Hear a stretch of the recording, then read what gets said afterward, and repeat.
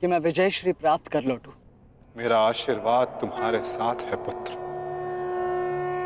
तुम युद्ध क्षेत्र में वो कीर्ति प्राप्त करो जो तुम्हें अमर बना दे।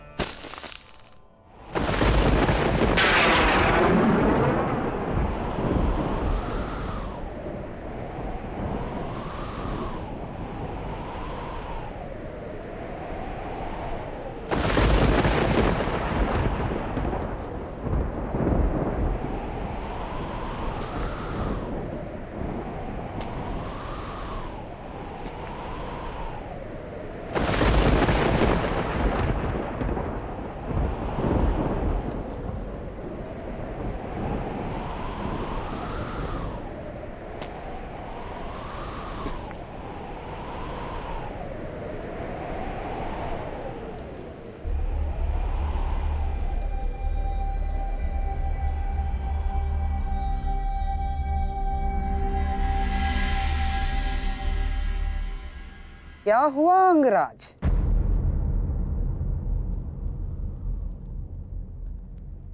सूर्यदेव से आप ये प्रार्थना तो नहीं कर रहे हैं कि वो उदित ही ना हो? अर्जुन को दिया वचन आपको पूर्ण करना होगा अंगराज। सूर्यास्त का बहाना बनाकर कहीं आज भी शत्रु को जीवित छोड़ देने का मन तो नहीं बना लिया आपने?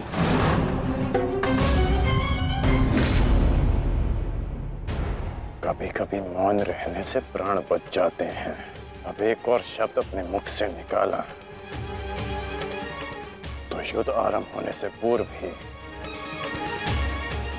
शत्रु से पहले मैं अपने पक्ष के किसी योद्धा का वध कर दूंगा। अंगराज, अंगराज आप क्रोधित क्यों हो रहे हैं? मेरे कहने का तात्पर्य केवल ये है कि आपके पुत्र वृषसेन की मृत्यु तो स्मरण है ना आपको? वृषसेन के हत्यारे अर्जुन का पुत्र ही आज आपका लक्ष्य होना चाहिए। बस मैं यही कहना चाह रहा था। कर्ण को स्मरण है मामा श्री।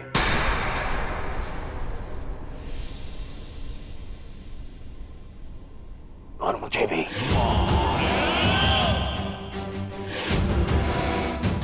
आज हम वृषसेन की मृत्यु और मेरे अपमान का प्रतिकार दोनों लेंगे। मैं केवल इतना जानना चाहता हूं कि इस प्रतिकार से पूर्व उस कौटे अर्जुन को मार्ग से हटाने का क्या प्रबंध करना चाहिए? उसका प्रबंध मैं कर चुका हूं मेरे होने वाले सम्राट।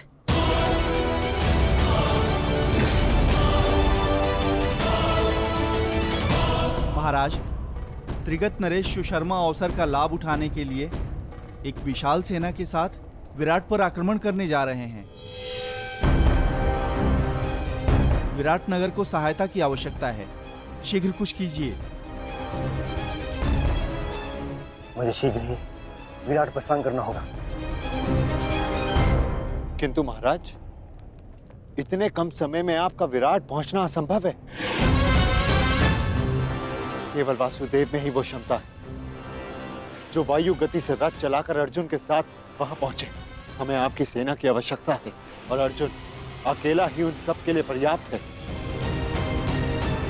किंतु अर्जुन की अधिक आवश्यकता यहाँ रणभूमि में है। परंतु महाराज, आप वहां बहुत से परिवार, स्त्री और बालक संकट में। एक समय था जब विराट राज ने हमें अज्ञातवास में शरण दी थी। आज वो समय आ गया है कि हम उसका ऋण चुका सकें।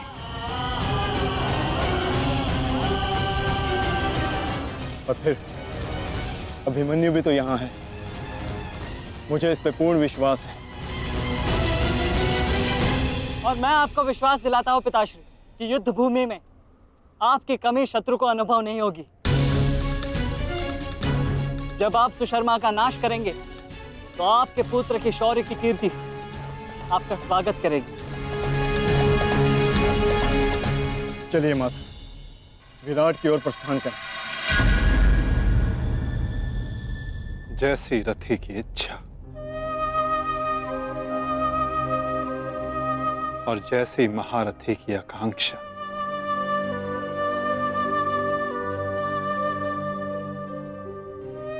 आओ पार्थ।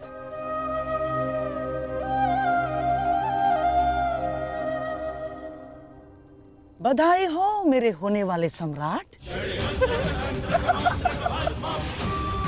अर्जुन रणभूमि छोड़कर विराट के लिए प्रस्थान कर चुका है।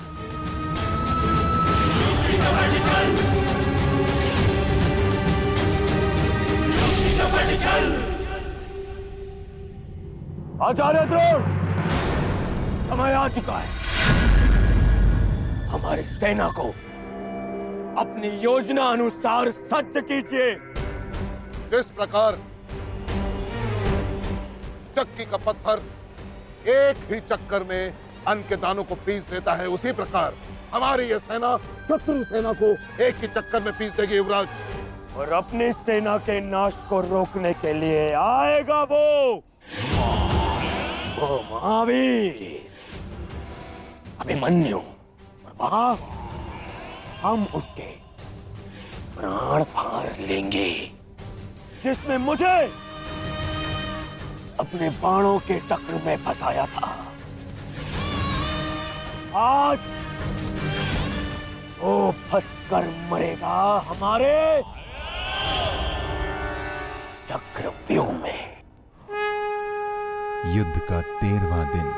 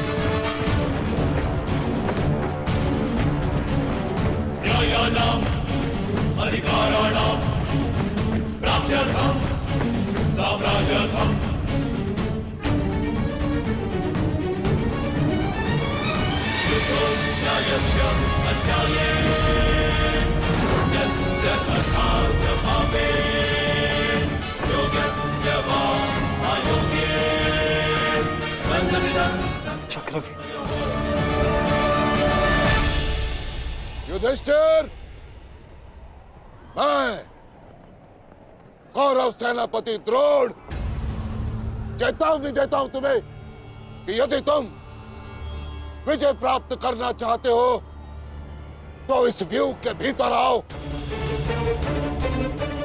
और यदि तुम इस व्यूह को तोड़ने में सक्षम रहे तो हम अपनी पराजय स्वीकार कर लेंगे, और यदि नहीं तो तुम अपनी हार स्वीकार कर लेना। सुना तुमने?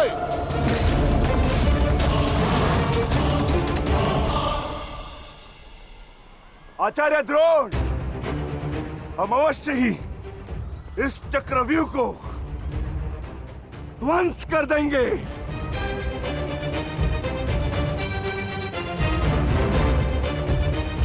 यह संभव है। चक्रव्यूह युद्ध का सबसे कठिन और सबसे विनाशकारी व्यूह है। इसका हल केवल अर्जुन के पास है। यह आचार्य द्रोण की योजना थी, इसीलिए अर्जुन को युद्ध भूमि से दूर किया गया।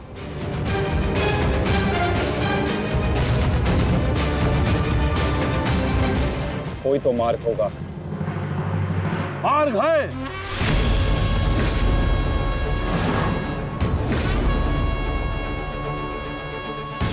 मैंने भी उसी आचार्य भारद्वाज से चक्रव्यूह भेदन सीखा है,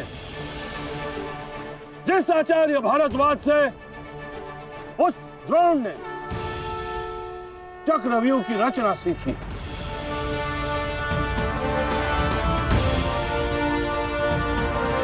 इस चक्रव्यूह का भेदन मैं करूंगा।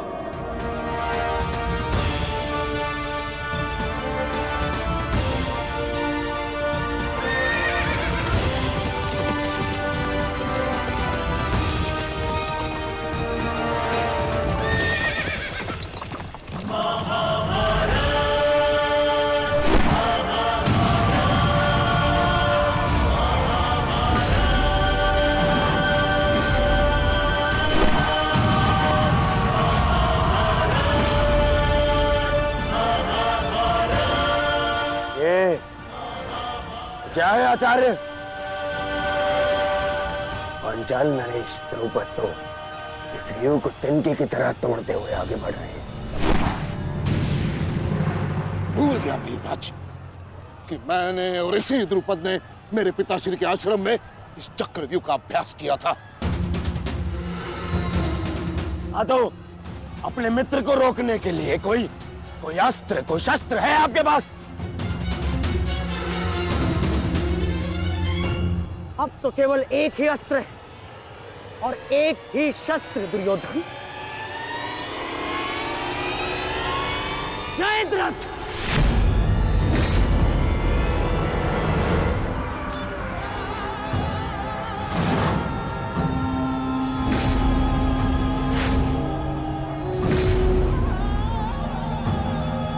जयद्रथ,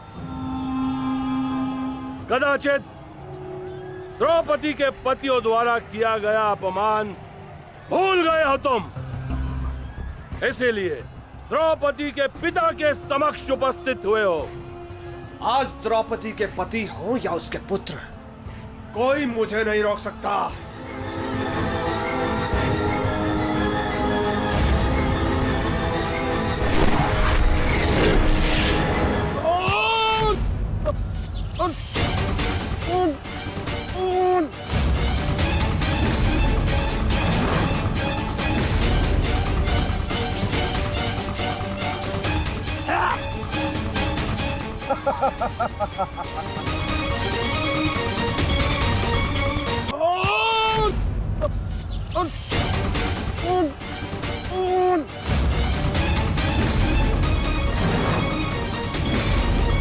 आगे बढ़ो पांडवों, अन्यथा अपनी सेना का विनाश देखो।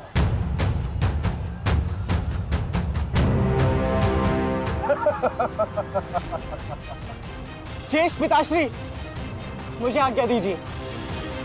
मुझे चक्रव्यूह के भीतर प्रवेश करने का मार्ग ज्ञात। मैंने पिताश्री से सुना था कि ये मैं कर सकता हूं। नहीं अभिमन्यु, मैं तुम्हें इसकी अनुमति नहीं दे सकता। धर्मराज ठीक कह रहे हैं। आचार्य ने कुछ सोच समझकर ही इस व्यूह की रचना की है। अब इसे शक्ति का सम्मिलित प्रहार ही तोड़ सकता है। मैं और भीम मिलकर प्रहार करेंगे।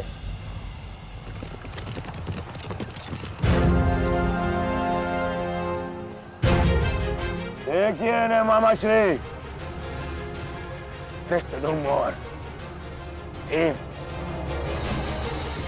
स्वयं आक्रमण कर रहे हैं।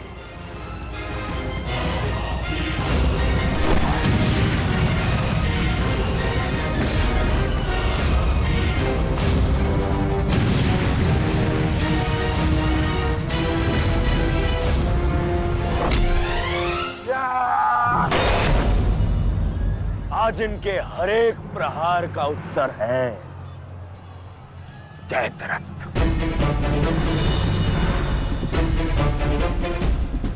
चक्रव्यूह में प्रवेश करने से पूर्व मुझसे नहीं मिलोगे मित्र? स्मरण है ना 5 चोटियां? आज उसी के प्रतिकार का दिन है। प्रभु, मैं चाहता हूं कि युद्ध भूमि में किसी एक दिन सभी पांडवों पर विजय पा सकूं। सब पांडवों पर विजयी होने का आशीष नहीं दे सकता जयद्रथ। क्योंकि अर्जुन को मैंने पशुपतास्त्र दिया। मेरा ही वरदान मेरी ही शक्ति को छीन नहीं कर सकता। इसलिए केवल अर्जुन को छोड़ जिस दिन तुम चाहोगे शेष संसार के समस्त योद्धाओं के समक्ष तुम अपराजे रहो। आगे बढ़ो भीम, आज मेरी गदा का स्वाद भी चक्कर देखो।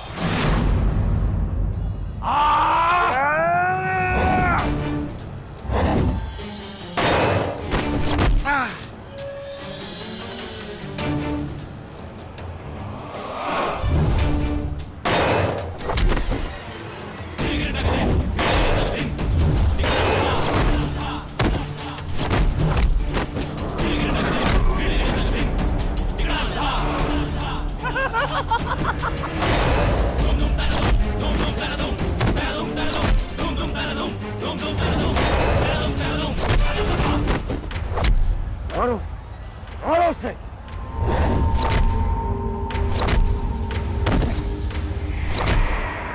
ताजश्री, आप ऐसा कैसे होने दे सकते हैं? ताजश्री भीम और मामा दृश्यद्युम्न में शक्ति है, परंतु चक्रव्यूह को शक्ति से नहीं युक्ति से तोड़ा जा सकता है। मुझे आज्ञा दीजिए। नहीं पुत्र, भविष्य के लिए वर्तमान को दांव पर लगाया जा सकता है, परंतु वर्तमान के भविष्य को खोया नहीं जा सकता।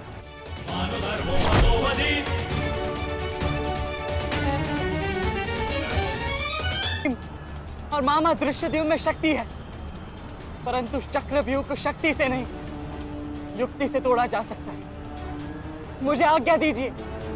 नहीं पुत्र, भविष्य के लिए वर्तमान को दांव पर लगाया जा सकता है, परंतु वर्तमान के भविष्य को खोया नहीं जा सकता। एक दांव लगाने के दोष के कारण मैं आज इस महायुद्ध में खड़ा हूं। मैं दूसरा दांव नहीं लगा सकता अभिमन्यु। परंतु आज यदि चक्रव्यूह को तोड़ा ना गया तो हम ना केवल हार जाएंगे, बल्कि मेरे पिताश्री का सर भी झुक जाएगा। आपने वो दांव लगाकर सर झुकाया था और मैं ये दांव खेलूंगा अपने पिताश्री का सर ऊंचा रखने के लिए। मैंने उन्हें वचन दिया था कि युद्ध भूमि में शत्रु को उनकी कमी अनुभव नहीं होगी, और मुझे शत्रुओं को वीर अर्जुन के रक्त का तेज दिखाना। इसीलिए आज्ञा दीजिए ताजश्री, और फिर मैं अकेला कहाँ हूं? चक्रव्यूह में मेरे प्रवेश करते ही आप भी मेरे पीछे पीछे अंदर आ जाइए। मैं मार्ग बनाऊंगा और आप चक्रव्यूह को ध्वंस कीजिएगा। सोचिए मत, समय नहीं है ताजश्री। आशीर्वाद दीजिए।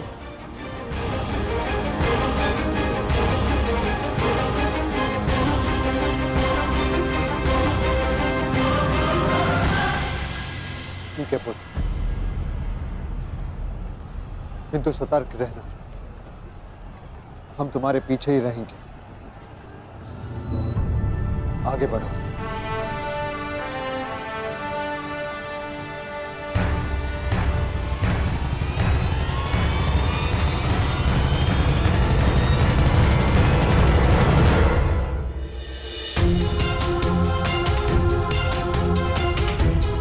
जाओ सर, जाकर सो जाओ, क्योंकि जीवन की हर रात्रि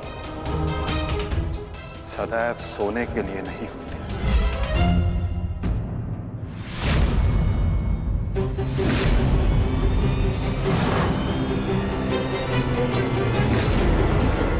मेरी सुरक्षा के लिए माता यज्ञसेनी का आशीर्वाद है मेरे साथ, और जब तक ये मेरे साथ है मुझे कुछ नहीं हो सकता।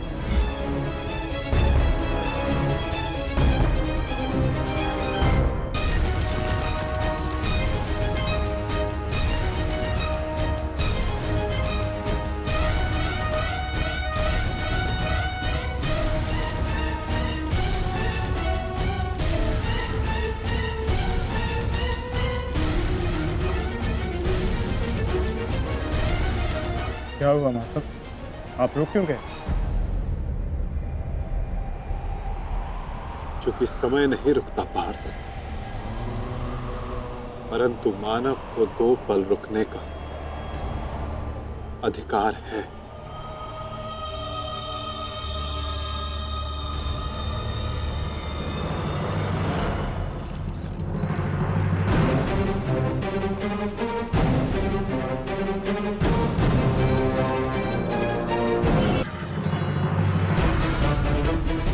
सारथी, आगे बढ़ो।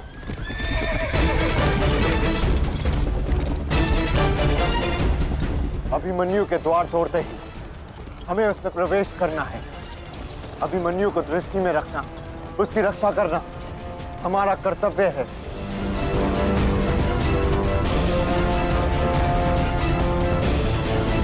आ बालक, आ महारथियों,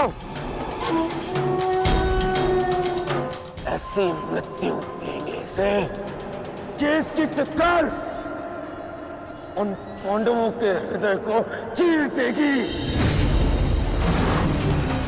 और स्मरण रहे, सरल मृत्यु नहीं देनी है इस अभिमन्यु को।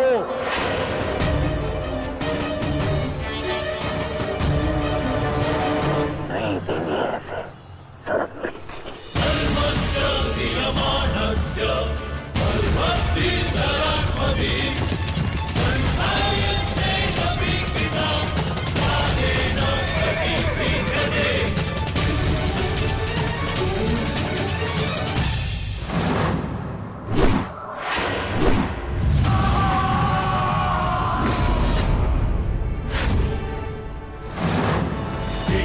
साक्षी, मुझे मार्ग मिल गया है। इससे पहले कि द्वार बंद हो जाए, आप शीघ्र ही मेरे पीछे आइए। सारथी, शीघ्रता करो। शीघ्रता करो सारथी, शीघ्रता।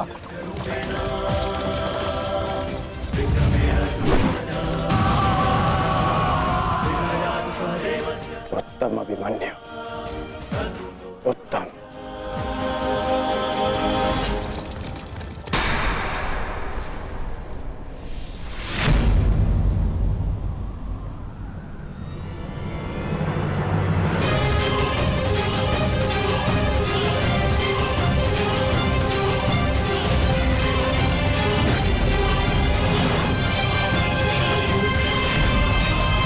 एक बार तुम्हें क्षमा कर दिया था, किंतु अब नहीं।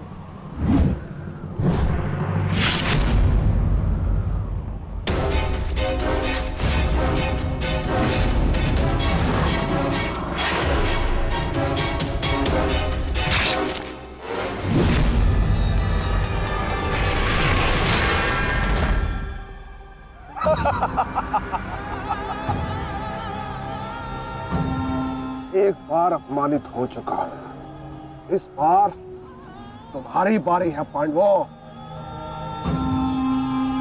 महादेव का वरदान सफल रहा। आज इस युद्ध भूमि में केवल मेरा शासन होगा, मेरा। केवल अर्जुन के अतिरिक्त कोई मुझसे जीत नहीं पाएगा पांडवों। और आज सिर्फ एक ही मृत्यु होगी।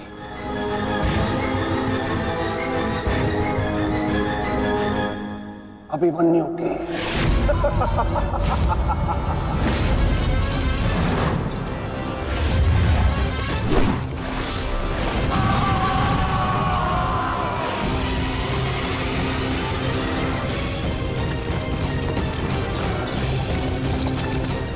ये चक्रव्यूह तुम्हें पराजित करने के लिए नहीं है मूर्खों। ये तो उस अपमान का प्रतिकार था जो कल अभिमन्यु ने युवराज दुर्योधन के साथ किया था। उसने दुर्योधन का मान हरण किया था और आज वो उसके प्राण हरण करेगा।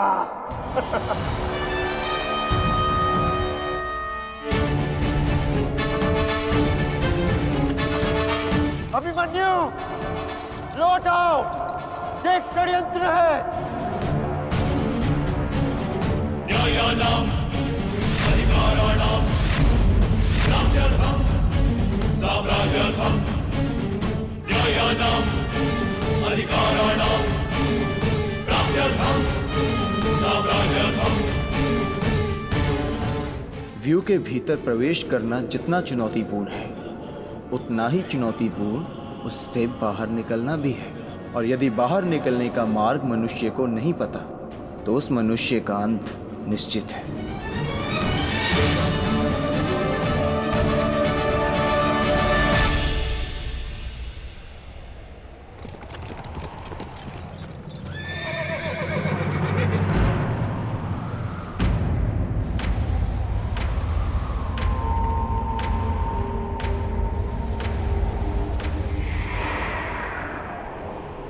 आगे बढ़िए माधव, शत्रु समक्ष है।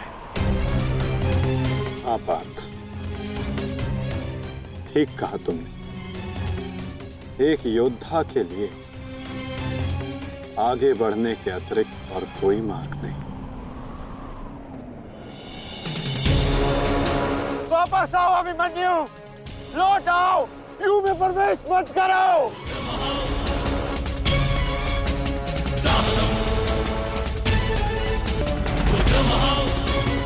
मेरे लिए अब लौटना संभव नहीं ताजश्री। यदि हमने इस चक्रव्यूह को नहीं तोड़ा तो हम ये युद्ध हार जाएंगे, और मेरे रहते ये संभव नहीं। समझने का प्रयत्न करो पुत्र, ये सब तुम्हें घेर कर तुम्हारे प्राण लेना चाहते हैं। लौट आओ अभिमन्यु, लौट आओ। एक योद्धा मृत्यु के भय से पीछे नहीं हटता ताजश्री, वो आगे बढ़कर मृत्यु का वरण करता है। और आज मृत्यु को भी अर्जुन पुत्र के बाणों का तेज सहना होगा।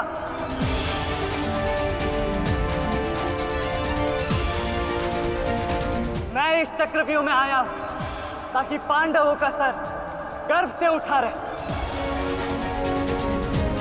और विश्वास कीजिए ताजश्री, यदि मेरा सर भी कट जाए तब भी आपका सर गर्व से उठा रहेगा।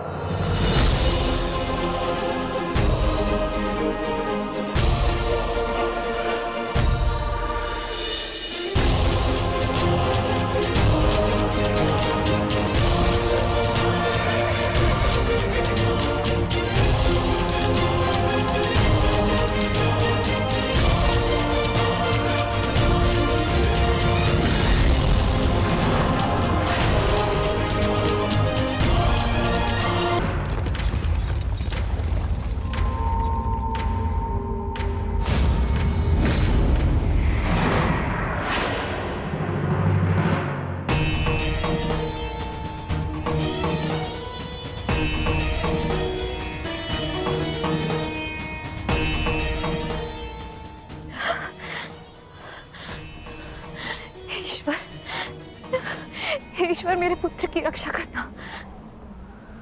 आओ आओ अर्जुन पुत्र, आओ। तुम्हारा अपने इस मृत्यु व्यू में स्वागत है।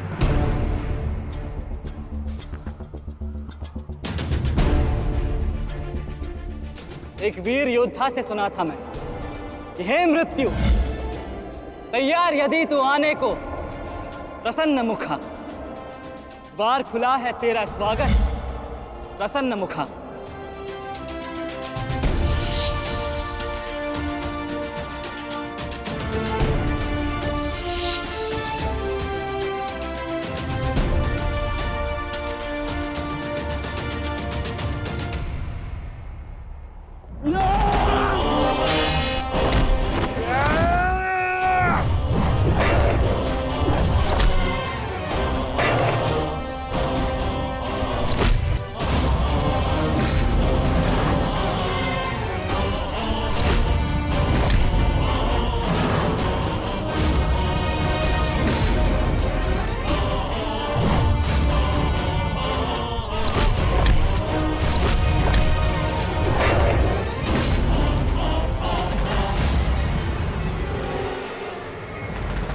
चाहूं तो तुम्हारा और बाकी तीनों पांडवों का इसी क्षण अंत कर सकता हूं मैं, किंतु उसके साथ उस पीड़ा का भी तो अंत हो जाएगा जो अभिमन्यु को पल पल मरते देख तुम्हें होगी। फिर उस पीड़ा का अनुभव कैसे होगा तुम्हें जो जयद्रथ ने इतने वर्षों तक सही है। अभी तो वो दृश्य देखना शेष है जिसे देखकर तुम स्वयं मुझसे अपनी मृत्यु की भीख मांगोगे। तुम्हारे सामने तुम्हारे कलेजे के टुकड़े टुकड़े होंगे और तुम कुछ नहीं कर पाओगे, कुछ नहीं। क्या हुआ? इतने महारथी को देख के भयभीत हो गए? क्यों?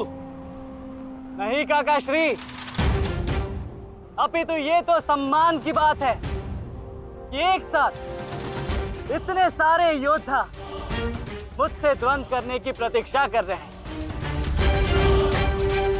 अच्छा, सच में महान धनुर्धर अर्जुन के पुत्र और महानतम योद्धा वासुदेव कृष्ण के भांजे का स्वागत ऐसा ही होना चाहिए। प्रणाम स्वीकार करे आदरणीयों।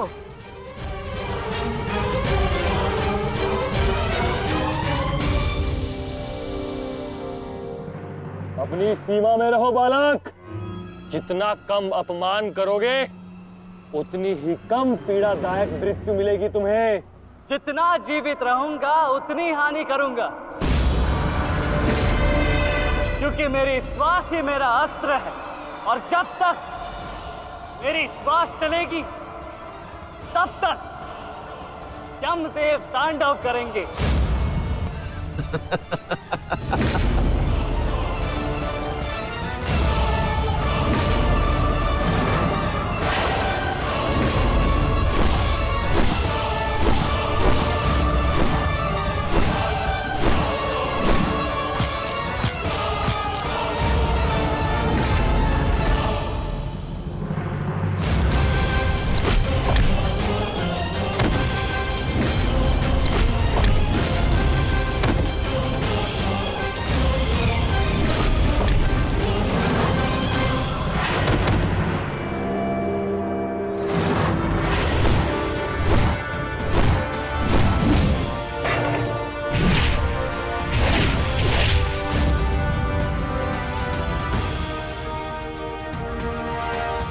कुछ स्मरण हुआ काका श्री? कहा था ना मैंने कि जब जब आपसे द्वंद्व करूंगा तब तब आपके वस्त्र हरण करूंगा और तब तब आपके मुख पर इस लज्जा को देख अपने मन में जल रही प्रतिशोध की ज्वाला को शीतलता प्रदान करूंगा। और हो गया मेरा अपमान, अब और नहीं। महारथियों, आक्रमण करो इस बालक पर।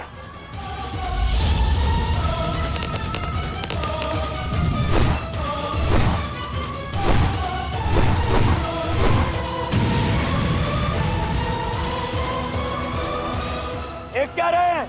अपने धर्म का पालन कीजिए, मेरा प्रतिशोध लीजिए, आक्रमण कीजिए आचार्य।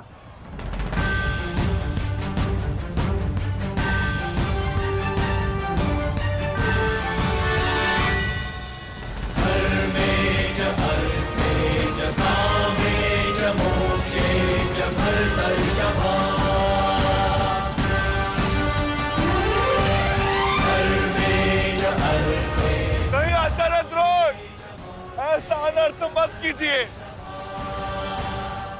ऐसे अधर्म में आप कैसे सम्मिलित हो सकते हो?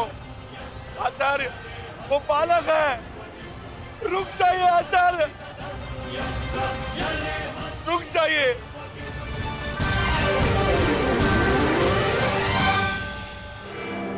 अपना दिया वचन स्मरण है ना पिताश्री? इस बालक की शक्ति इस रथ में है जो इसे सुरक्षित की हुई है। आचार्य, इस बालक को रथ विहीन कीजिए।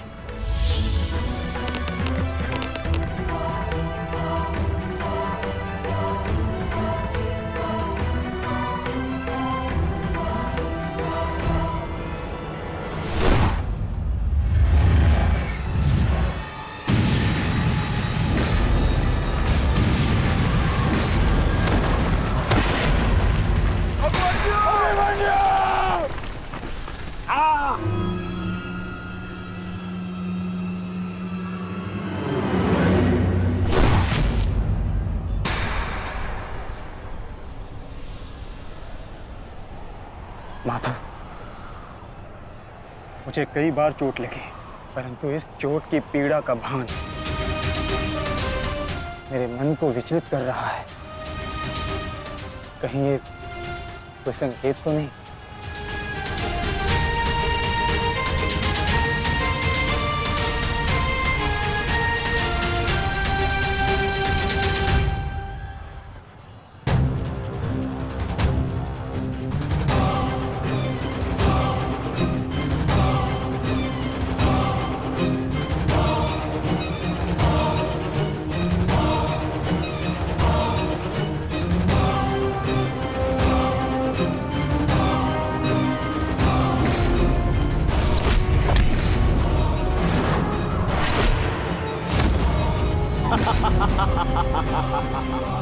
दुर्योधन, केवल आचार्य द्रोण को अपना वचन ज्ञात कराने से क्या होगा?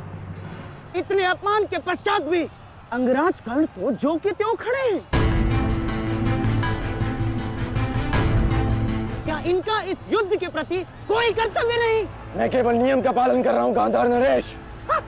नियम और नीति कहती है कि एक योद्धा के साथ केवल एक ही योद्धा युद्ध कर सकता है, और तुरंत के लिए अभिमन्यु युद्ध के लिए किसको चुनेगा वो उसका अधिकार है। नहीं मित्र, ये विकल्प लेने का समय नहीं है, अंत करो इसका। नहीं मित्र, हमें इस युद्ध जीतने के लिए अनीति का सहारा लेने की आवश्यकता नहीं है। नीति सिखाते सिखाते प्रपितामह शरशैया पर चले गए। यदि इन्हें नीति का ज्ञान होता तो आज ये युद्ध संभव ही ना होता। अभिमन्यु, तुम्हें विकल्प चुनना होगा।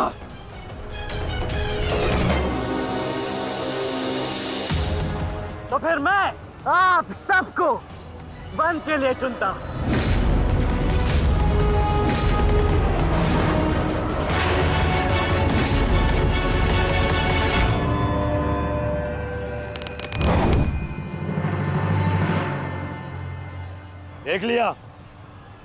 देख लिया, इसने अपना विकल्प चुन लिया। अब इस पर दया दिखाने की कोई आवश्यकता नहीं है। अब आक्रमण करने की आवश्यकता है। आक्रमण करो और अपना वचन स्मरण रखो कर्ण। देख रहे हो पांडवों, अभी तो ये रथ विहीन हुआ है, फिर निशस्त्र होगा और फिर प्राणहीन।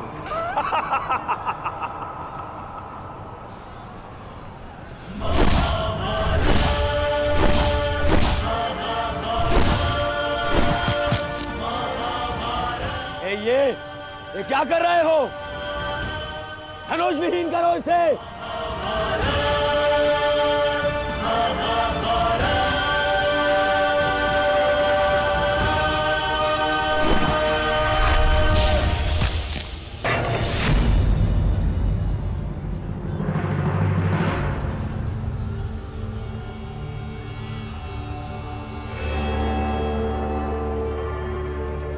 ठहरो में,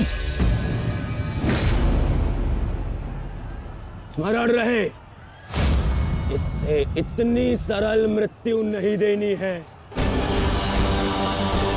सूर्यास्त होने तक इसकी श्वास इससे अलग नहीं होनी चाहिए। अबे इसमें बहुत पीड़ा सहनी शेष है। मित्र, ये एक योद्धा है, इसे योद्धा की मृत्यु दो। अरे योद्धा नहीं है ये, उन भगोड़े पांडवों का मैला रक्त है। इसे बहना होगा। मित्र जागो, जागो मित्र, और प्रहार करो।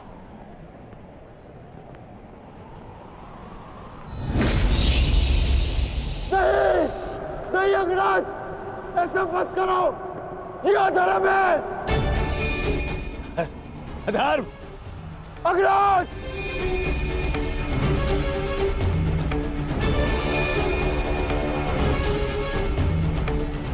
कौन? स्मरण करो, स्मरण करो कैसे इन पांडवों ने तुम्हारे पुत्र को मारा था। दया तो इन्होंने भी नहीं दिखाई थी उस पर। उसकी पीड़ा का मान है मुझे, और प्रहार करो प्रहार करो उस पर।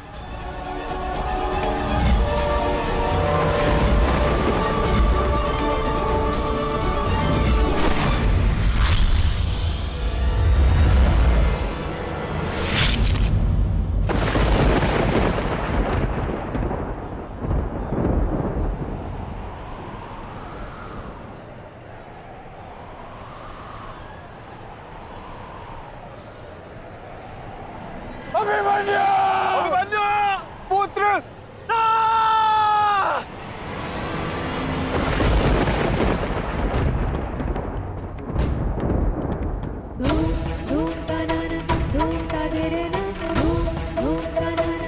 क्या हुआ माताश्री? उत्तरा बस ऐसे ही। एक बात कहूँ माताश्री, आज मन कुछ विचलित सा हो रहा है। आज से पहले ऐसा कभी नहीं हुआ। अरे तो रोज ही युद्ध पे जाते हैं, परंतु आज कुछ विचित्र सा अनुभव हो रहा है। चिंता करने की कोई आवश्यकता नहीं है उत्तरा। मेरा पुत्र महावीर है, और फिर उसे सभी पांडव, पिताश्री, ज्येष्ठ, उनकी सुरक्षा भी तो प्राप्त है। मुझे पूर्ण विश्वास है अभिमन्यु विजयी होकर लौटेगा और तुम उसका तिलक करोगी। हे सूर्यदेव, आज तनिक शीघ्र अस्त हो जाओ। मेरा पुत्र बिना सुरक्षा कवच के युद्ध में गया है।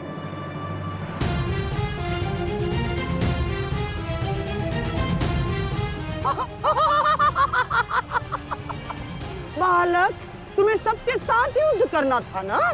करो करो युद्ध।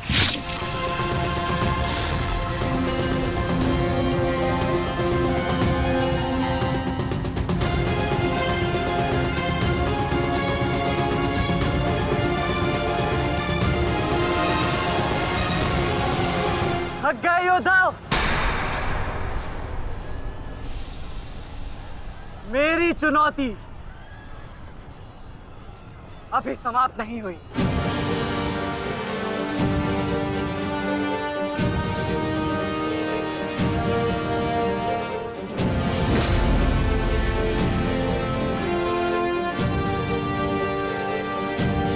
आचार्य द्रोण, देख क्या रहे? प्रहार कीजिए इस पर।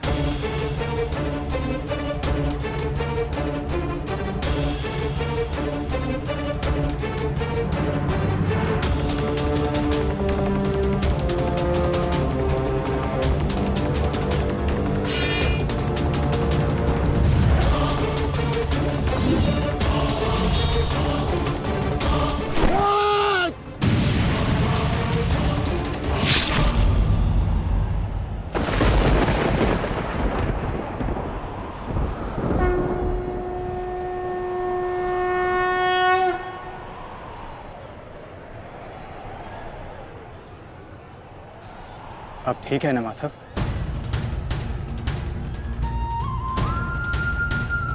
आपको कोई क्षति तो नहीं पहुंची?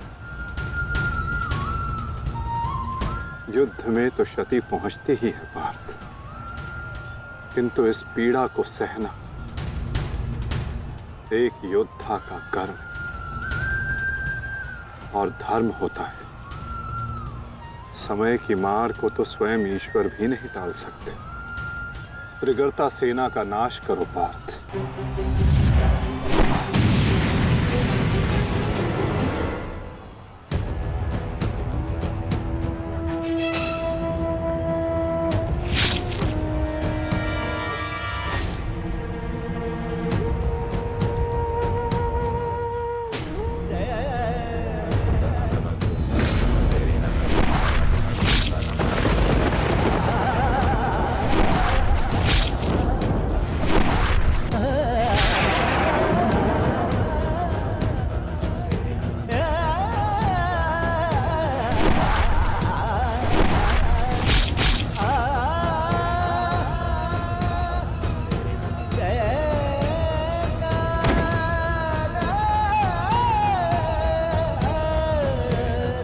ये द्वंद्व अभी शेष है।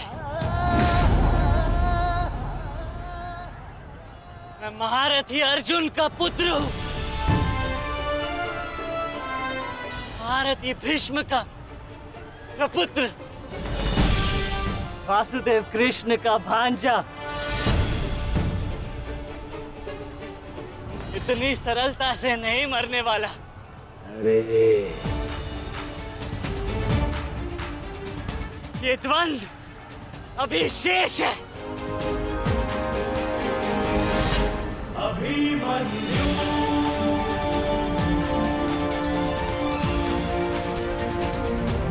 अभिमन्यु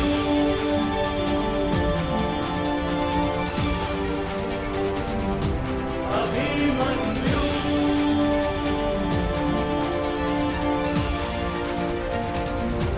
अभिमन्यु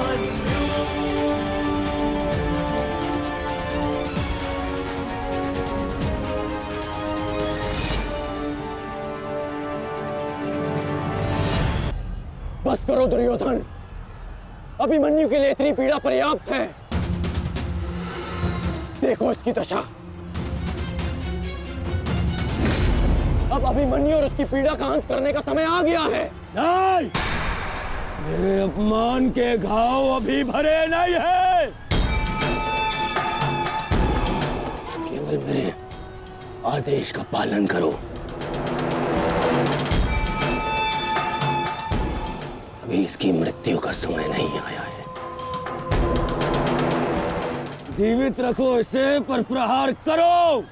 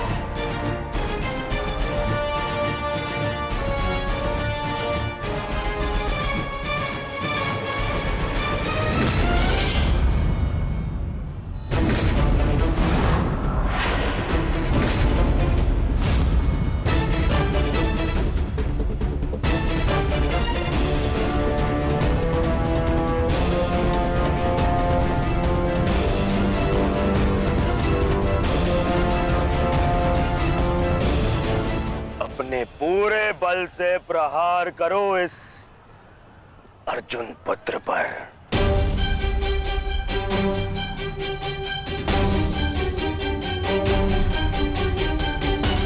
और स्मरण रहे,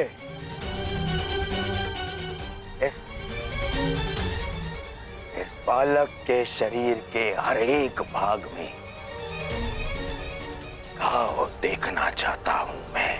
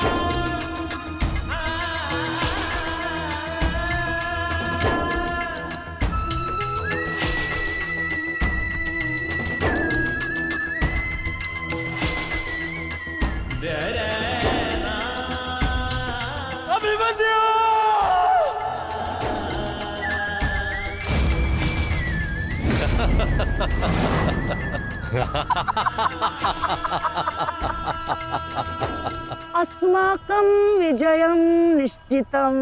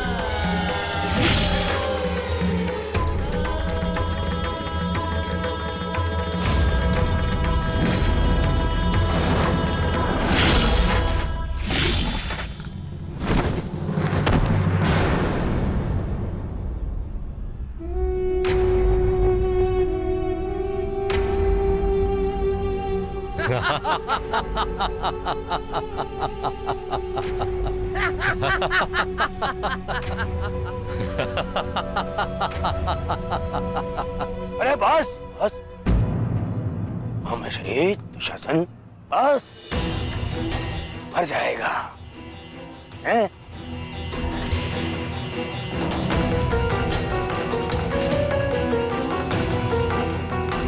क्यों? इस बात की प्रतीक्षा है? इतना पर्याप्त नहीं?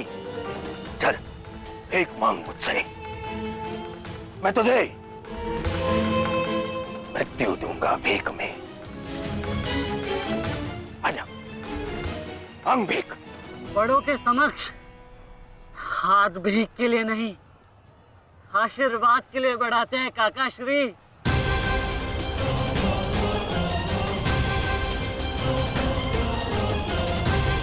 आशीर्वाद दीजिए।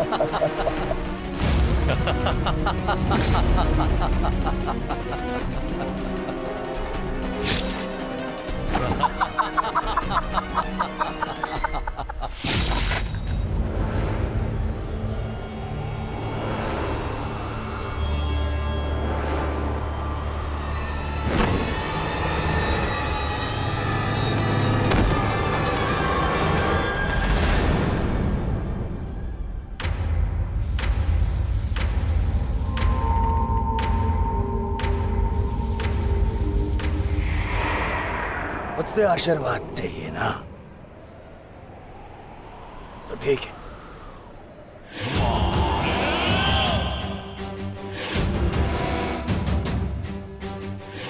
नहीं दुर्योधन, जाने दो उसे। ऐसा मत करो दुर्योधन, ऐसा मत करो।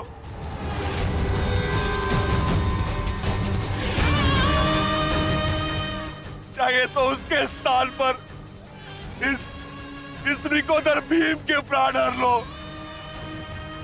पर मेरे पुत्र अभिमन्यु को जाने दो। क्यों? मेरी पीड़ा भूल गए? तुमने दिखाई थी दया मेरे भ्राताओं पर, किंतु मैं तुम पांडवों के भांति निर्दयी नहीं हूं। ठीक, तुम्हारी विनती स्वीकार कर लेता हूं।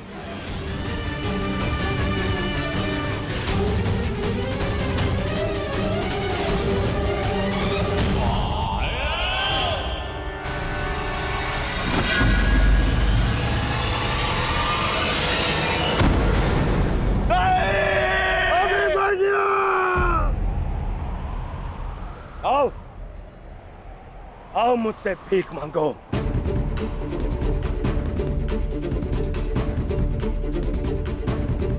आओ बालक, आजा।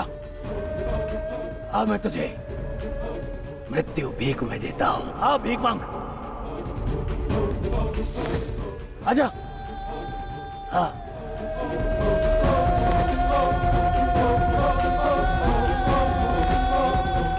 मैं तुझे मुक्त कर दूंगा। मांग, मांग मुझसे भीख मांग।